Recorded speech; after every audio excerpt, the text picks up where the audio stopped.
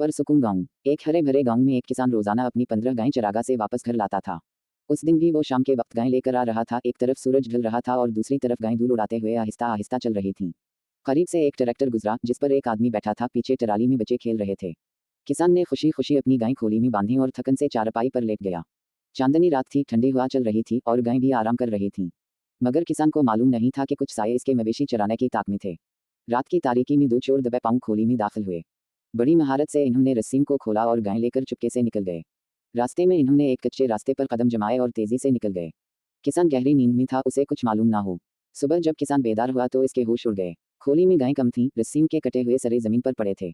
वो फौरन दौड़ा और गांव के चंद आदमियों को बुलाया। गांव में खबर फैल गई कि किसान की गायें चोरी हो गई हैं। सबने अज़्म किया कि वो चोरों को ढूंढ निकालेंगे और अपनी गायें वापस लाएंगे। 4 आदमी लाठी उठाकर चोरों की तलाश में निकले। रास्ते में जमीन पर कुछ निशानात देखकर वो उनका ताक़ब करने लगे। करीब से एक ट्रैक्टर गुजरा जिसका अगला टायर पंक्चर था और एक आदमी इसे तब्दील कर रहा था। किसानों ने इससे भी चोरों के बारे में पूछा मगर उसे कुछ मालूम ना था। आखिरकार काफ़ी तलाश के बाद इन्हें जमीन पर ताज़ा कदमों के निशान मिले जो एक सुनसान जगह की तरफ जा रहे थे। चोर एक दरख्त के नीचे बैठे थे। इनके पास चोरी की गई कुछ गायें बंधी हुई थीं। गांव वालों ने मौका देखकर इन्हें दबोच लिया और इन्हें रस्सियों से बांध दिया। चोरों ने भागने की कोशिश की मगर गांव वालों ने इन्हें काबू में रखा। फिर इन्होंने पुलिस को बुलाया जो मौका पर पहुंचकर चोरों को गिरफ्तार करके ले गई।